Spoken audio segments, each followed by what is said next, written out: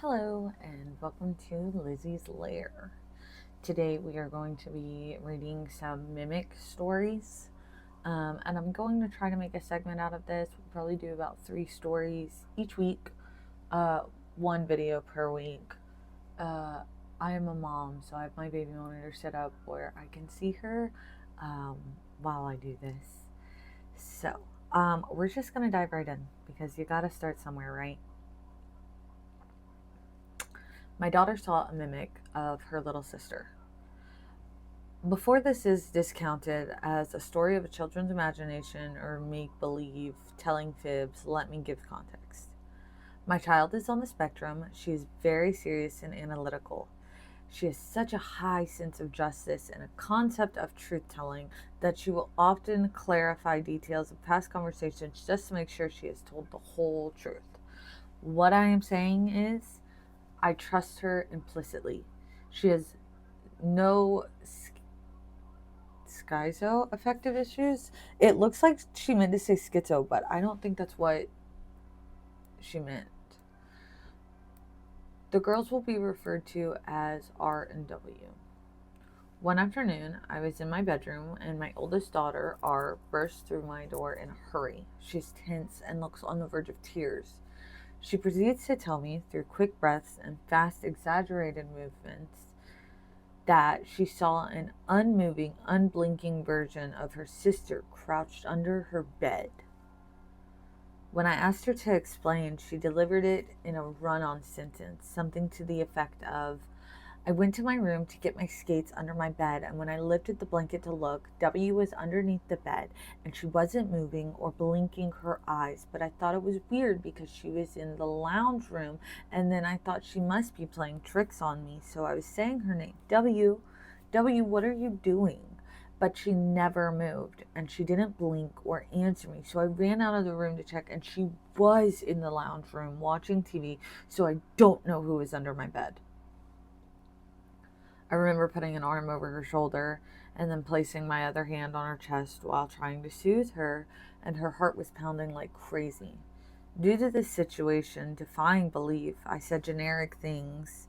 It's okay, maybe she was pranking you, but she was so upset and wouldn't drop it. She insisted I come check under her bed. When I did, everything was normal and fine, although that didn't seem to soothe her much. A long, skinny hallway from the door to the lounge room to the bedroom in the house.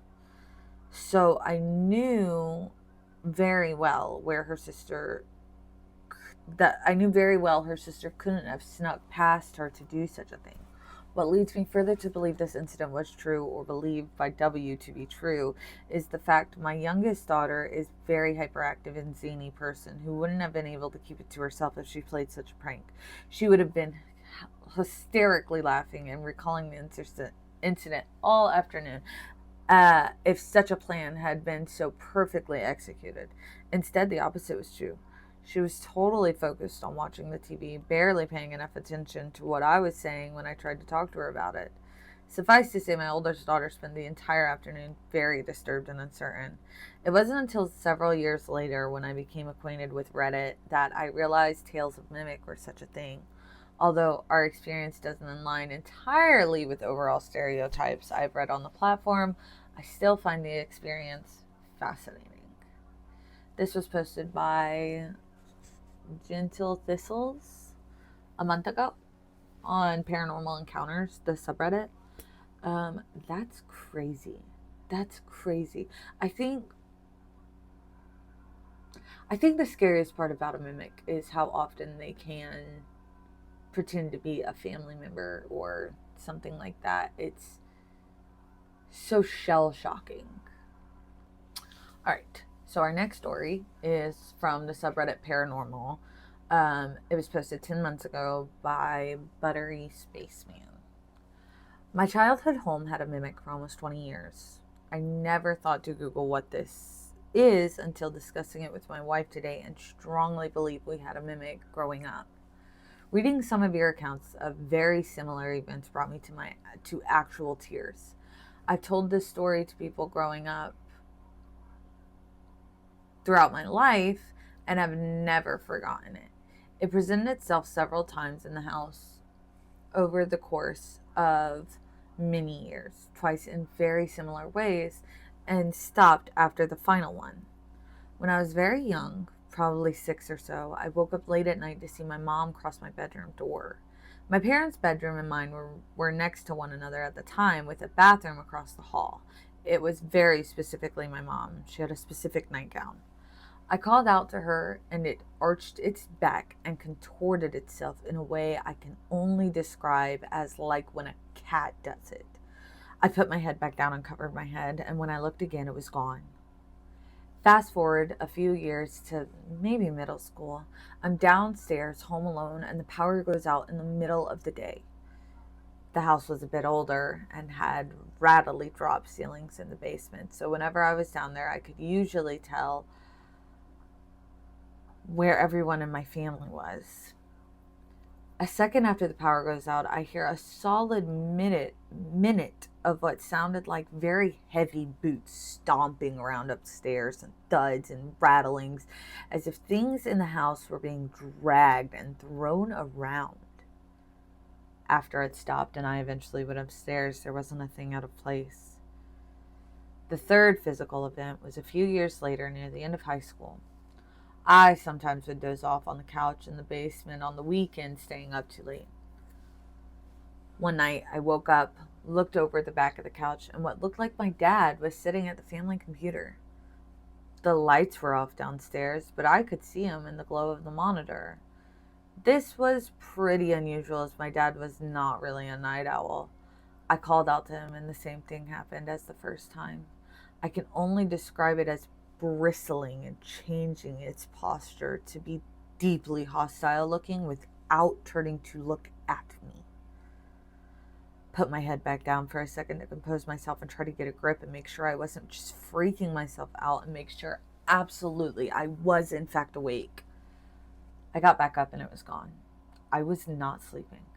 I stood up and went upstairs after that and was up for a while. Last thing, another few years ahead, when I was partway through college, I got home pretty late. The hallway near my bedroom was unnaturally, weirdly cold in one area, much more than the rest of the house.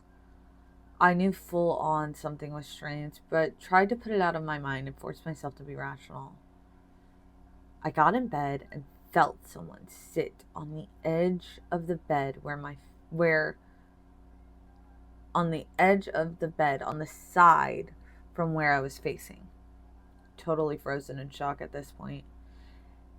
It put a hand on my shoulder and said, "Hey, wake up," in what sounded like my dad's voice, who was pretty soft-spoken and not threatening sounded at all. Mind you, I was not asleep at all. Shot up at this point. Nobody there. The last occurrence felt sort of final in a weird way I can't exactly explain. I lived there for another couple of years until I finished college. Visited for days often at a time, often, then full-time another 6 months. A few years later, when I was changing careers and moving back home from an out-of-state job, not a hair out of place in the house ever again. I never told my parents about it. Just wanted to share it with you guys, having spent some time tonight reading other people's stories and realizing I wasn't alone in this specific kind of phenomenon.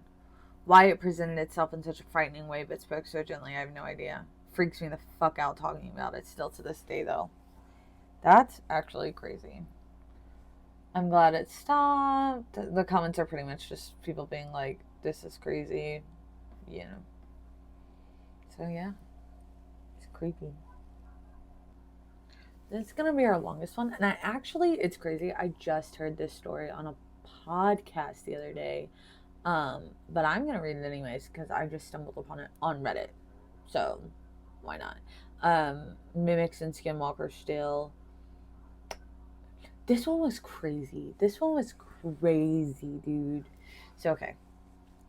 It spoke to me. Posted by No Plan 9840. I don't remember what podcast I was listening to the other day, but this was on there. I hope this is still connected. I-16 at the time snuck out of the woods to go smoke in Lynn Woods at about 3 a.m. It's not a huge sector of woods, just a wee reservation smack dab in the middle of the Boston suburbs surrounding the local reservoir. I got to the entrance of the trail, parked my cart, and made my way to the campsites, about a 5-minute walk where there were fire pits available. It was a popular smoking area for teenagers, and I was one of them. I sat up to draw the fire I had made and began to roll a joint. As I was rolling, I heard something on 4 legs come up from behind me. I didn't sweat it that much because where I'm from, the worst it could be was probably a coyote. But then you could hear it transition into 2 legs and walk with a bipedal gait. That confused me. Then everything went silent. No crickets, no birds, nothing. The only thing I could hear at that point was the crackling of the fire and my own breathing. Then I became really concerned, like something was about to happen. I call out, thinking maybe it was just a homeless dude working up the courage to ask me for some food or some money, since it was the city after all.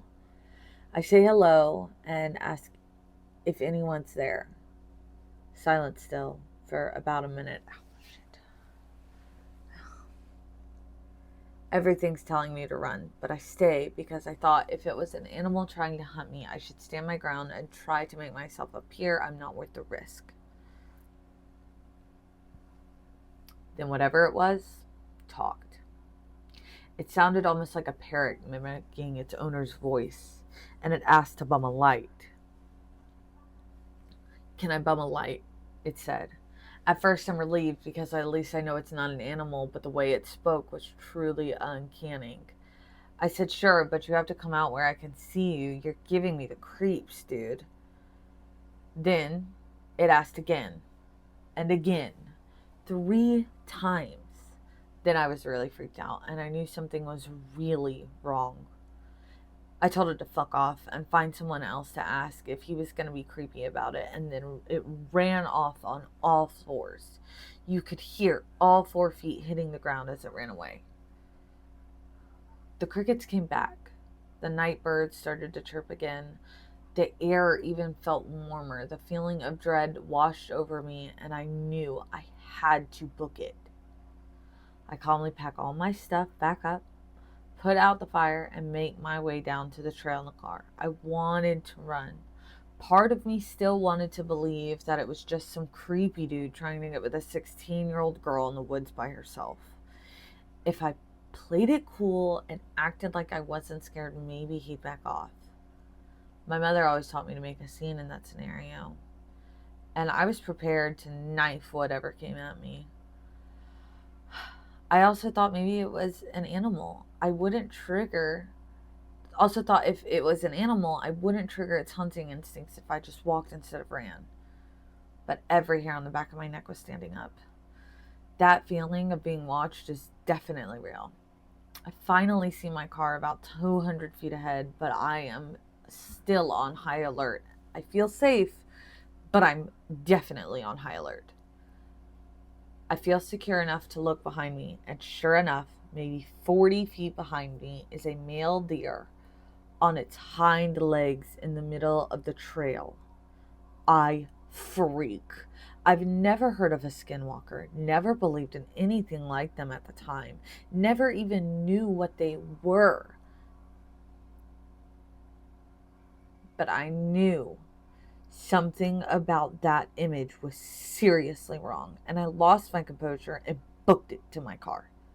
I made it back no problem and drove off before I could even turn my headlights on. To this day, I'm 24, about to turn 25. I've never been back to those woods, or really any woods for that matter. I'm deathly afraid of nature now, which sucks. The very idea of spending a night in them makes me feel so anxious. I feel nauseous. It wasn't until years later when I fell into a YouTube rabbit hole in college, when you just pick on a suggested video, um, that I stumbled upon a video that describes skinwalkers and alleged experiences people have had in the woods with them, that I truly began to understand what I may have encountered that night. This is real.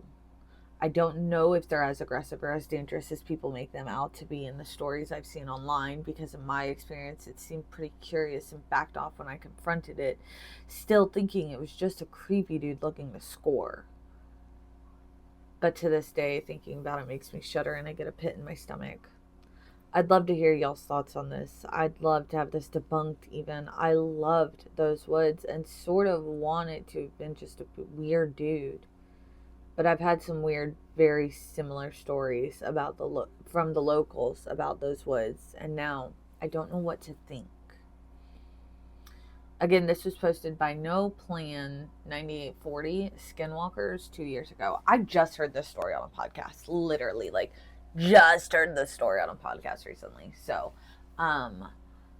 this story is crazy. I was also a very adventurous teenager, and I also had some super weird encounters. If I can recall all of them, my next episode will probably just be my own little ghost stories and things that I'm from a small town in Florida, so crazy stuff happens in the woods, and most of the time you just want to think it's a deer or a gator or whatever other freaking animals we have out here, possums, raccoons, whatever. But sometimes it's not. So anyways, I hope everybody has a great day and subscribe to me.